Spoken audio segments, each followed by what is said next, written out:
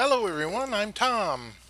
And since this coronavirus disruption started, I've been occasionally hosting this vlog to eat beef jerky and connect across the internet. The beef jerky part is silly and pointless. I'm not a food critic. But this vlog has let me explore some fun ideas with you, especially regarding game design. And I plan to keep doing it. Here we are, the 9th of June. Um, America is as it's been. It's really kind of unfortunate that despite a lot of people's opinions on the matter, the best data suggests that the coronavirus is not on the wane. In fact, it's getting worse in a lot of places around the United States, including California and Texas and other places. Um, Unfortunately, people aren't taking our precautions like social distancing, mask wearing, um, as seriously as maybe they could. But I'm not here in this video to shake my finger at my fellow humans. That's not what we're here for. Come on, we're in these dark times. A little levity is, frankly, the least we can do. So I'm going to do my least, just as least as I can. And I'm going to start by showing you this picture. So clicker games, idle games, are a fascinating game design subject. Um, in ancient days, people put together some Flash and web based games that started with, I believe, something called Cookie Clicker, is probably the oldest I can remember, but it's probably not the first. If you look at any media, any art form, any genre, you look far enough back, you will find an earlier version, and then an earlier version, and then an earlier version. It's often hard when it comes to any kind of art to pin down who had the idea first. And that's not the point. Um, at any rate, this game is like Heroes of Legends or something. Um, Very popular clicker game. Idle and clickered games are defined by the idea that um, they are real time.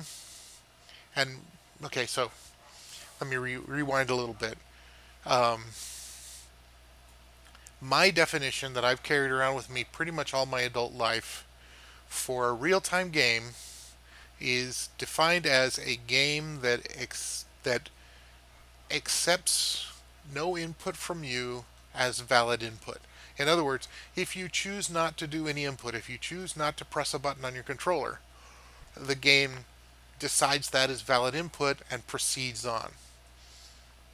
So, you got a turn based game, the game sits there and waits for you to click next turn, or waits for you to click on a unit and move it. And if you're not giving it any input, that's not valid input. It's not moving forward. It sits there and waits for your input forever if need be. Whereas a real time game, like, say, classically, like, say, a fighting game, if you don't touch the controller, then your avatar on the screen gets beat down because the game assumes that you must not have wanted to move your hands and legs. You must not have wanted to fight. But, that's a valid choice. Okay, you didn't touch the controller, it's still going to kick your butt. That, in my opinion, is the definition of real-time game versus turn-based game, and that is, and if you think about it from that point of view, and there are certainly other points of view, if you think about it from that point of view, that's why I believe turn-based versus real-time is a binary idea. And I cannot tell you the number of times I've heard somebody say, well, it's kind of turn-based. Well, it's kind of real-time. It's sort of a mix. Um, if I want to be charitable to those people, what I think they're saying is that there are game modes that are real time, and then there are other game modes that are not real time. So the battle can be real time, and then the town mode is not real time. However, I think many of the people that I've talked to who have expressed such an idea, rarely do they have something that truly is a fresh and amazing take that breaks the rules, the rule that I'm setting down about turn-based versus um, turn-based versus real time. It's just a question of the idea that we definitely, the only reason to build rules for designing something creatively is to break those rules. In other words, if the rule is that you must have both white and black on the canvas of your painting, that is just an invitation to make a canvas filled with black or a canvas that's filled with white, or neither. Just make it a yellow and red. That's how I've always felt creatively about the work that I do. It's important to understand the rules. It's important to understand the tropes. It's important to understand how things work, but only really so that you can subvert those expectations, only so that you can break out of the mold. That's what I've always, as a creative person, wanted to do. Um, and I want to actually. I've been thinking about giving a talk on uh, what's the word, transgression in video game design. And I believe transgression is different from breaking out of the mold. Breaking out of the mold is saying, "Oh, I won't paint the black and the white. I'll paint the yellow and green." That's just breaking the mold. Painting the black and white, "Oh no, I'll paint a giant phallus in the shape of the cross with Jesus on it." Yeah, that's transgression. So, and I believe the definition of transgression is different from breaking out, because I believe that what I've come up with is the idea that transgression in art is simply about knowingly making art that is going to piss somebody off. Somebody's going to get upset by what you did. That's transgression.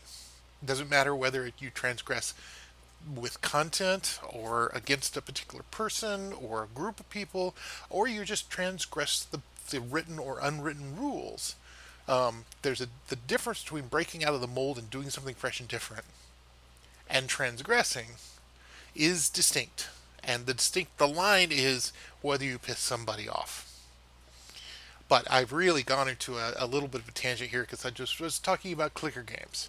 And I was saying that, remember my theory and my rules about turn-based versus real-time, and how that's a binary thing. In my opinion, in any game mode at least, you can only be real-time or turn-based. You cannot be a combination of both somehow. People will raise their hands and go, "Oh, active time battle in Final Fantasy." You're right. That is probably one of the most notable examples of something trying to be both real time and turn based, and one of the more successful. But I would certainly argue, based on my definition of real time versus turn based, that active time battle in the Final Fantasy games is still real time. Why? Because of the basic test: does the computer accept your lack of input as valid input? And in the case of active time battle, it does. So it's real time. But at any rate, clickers. The point of clickers, in my opinion, or at least the shape of clickers, in my opinion, is fundamentally real time.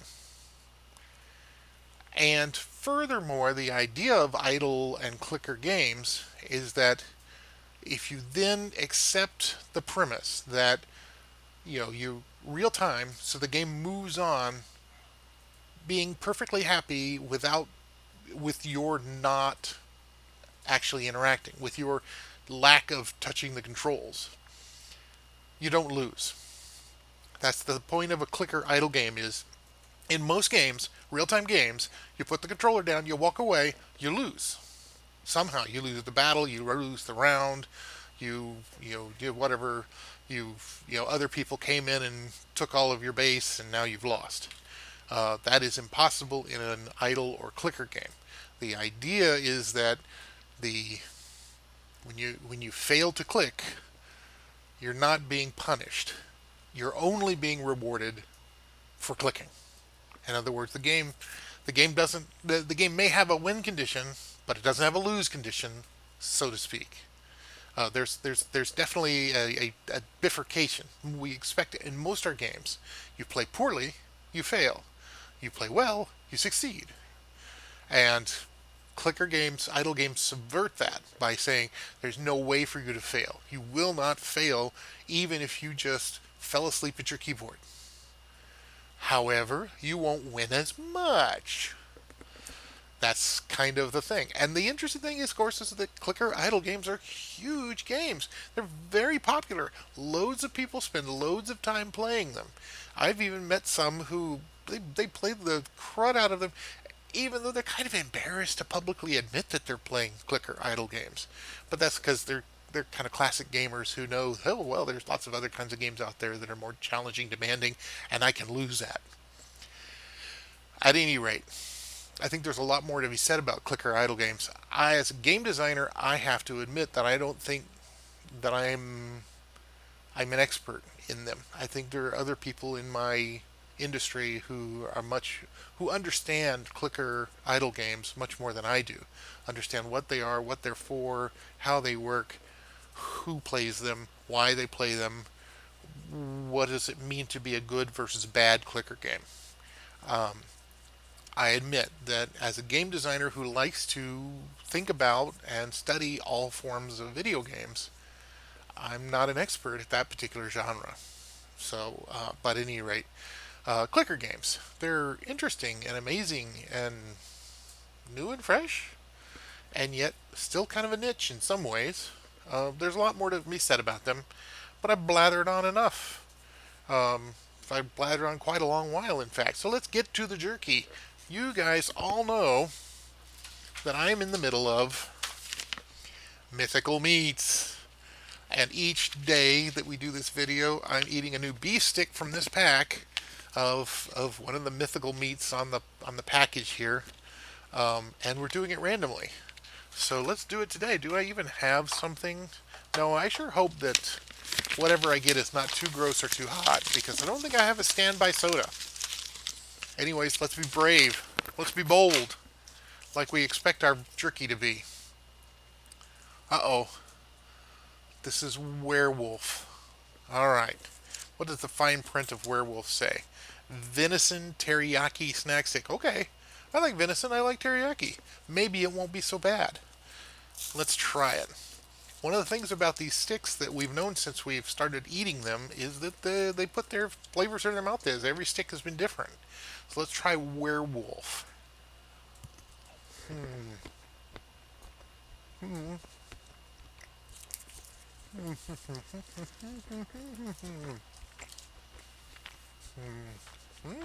Okay. There's the hot.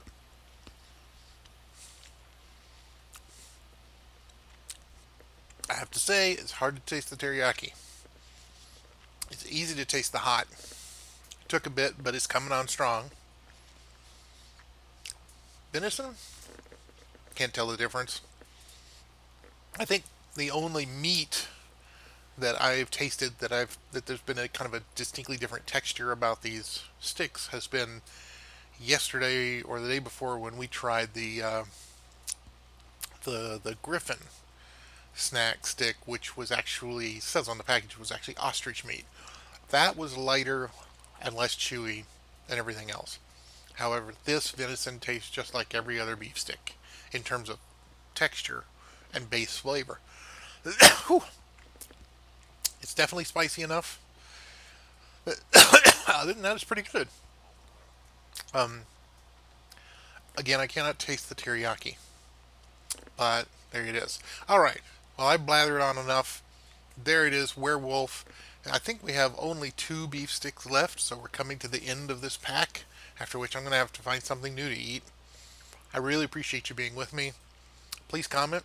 Click that little bell if you want to get notified about more videos like this. And I'll see you next time. Thanks. Bye-bye.